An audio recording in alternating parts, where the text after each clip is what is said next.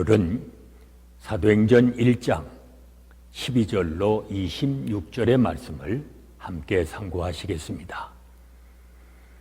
성령을 기다리던 제자들은 이제 집중적인 기도와 말씀을 묵상합니다. 그리고 직면한 현실을 해석하기 시작을 했습니다. 선교를 위한 하나님의 나라가 서서히 진영을 갖추어가는 것입니다. 제자들은 오순절 성령이 임하기까지 열흘 남짓 기간 동안 약속한 성령을 기도하면서 기다렸습니다. 11 사도와 주의 가족을 포함하여서 120명이 기도에 동참합니다. 성경을 보세요. 그들은 기도에 우선을 두었고 과부처럼 끈기 있게 계속 기도했습니다. 그걸 알아야 합니다. 아무것도 하지 않은 채 넋놓고 손 놓고 있는 것은 진정한 의미에서 기다림이 아닙니다. 그것은 게으른 종일 뿐 결코 증인의 모습이 아닙니다.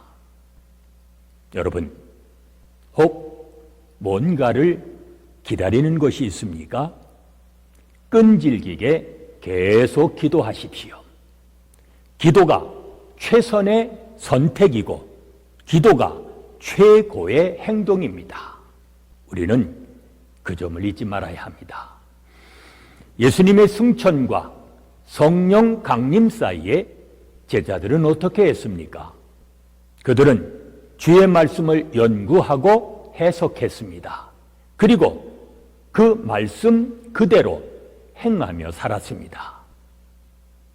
시편을 통해서 가룟 유다의 배신과 죽음이 이해하기 어려운 방식으로 성경에서 이루어지고 있음을 알게 되었고 또 하나님의 정당한 심판이 임했음을 알게 되었습니다. 그리고 시편 109편 8절에서는 12사도 중 공석이 된 자리를 채워야 할 근거를 발견합니다.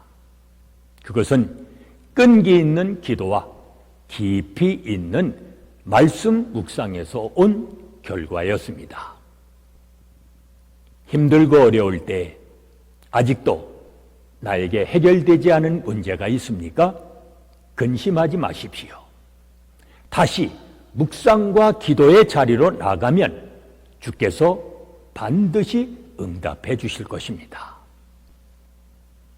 사도의 자격은 3가지로 말씀을 합니다.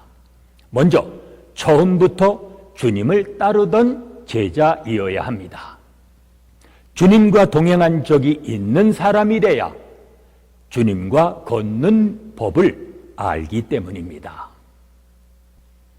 또 사도는 공동체 안에 있었던 사람이어야 합니다. 하나님의 나라의 일은 혼자 하는 것이 아니기 때문입니다. 주어진 사역은 모든 사람과 함께 해야 합니다. 하나 더, 사도는 부활의 목적자이어야 합니다. 죽어도 영원히 사는 것을 믿어야 사명을 감당할 수 있기 때문입니다. 그렇습니다. 부활의 소망이 없이는 주님을 따를 수 없습니다. 부활의 능력으로 사역을 시작하고 부활의 능력으로 사역을 완성해야 합니다. 그렇다면 우리의 신앙 고백은 무엇입니까? 몸의 부활과 영생을 믿습니다. 성경에 보면 유다의 배신과 죽음으로 발생한 빈 자리를 채웁니다. 이제 구약에 나오는 이스라엘의 12지파는 하나님 나라의 12사도로 대체되는 것입니다. 성경의 근거를 두는 가운데 기도하면서 당시 선출 문화였던 제비뽑기로 뽑아 세웠습니다. 그런데 당시 유명한 요셉이 뽑힌 것이 아니라 무명에 가까운 마띠아가 뽑혔습니다. 그 이후로 그는 사도행전 기록에 한 번도 나타나지 않습니다. 이는 아무 일도 하지 않았다기보다는 이름 없이 빚도 없이 주님과 교회를 섬겼을 것입니다. 이 어려운 때에 우리에게 주시는 말씀을 통해 이 시대를 해석할 수 있는 능력을 받아야 합니다. 이제부터 사도들의 뒤를 따라 증인의 사명을 다하며 살아가시는 복이 있는 삶이 되시기를 바랍니다. 기도하시다.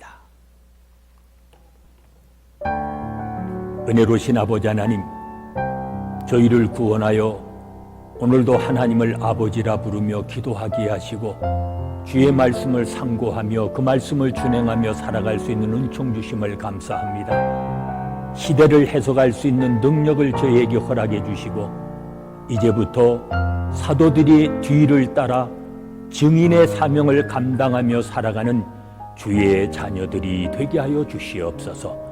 예수님의 이름으로 기도하옵나이다.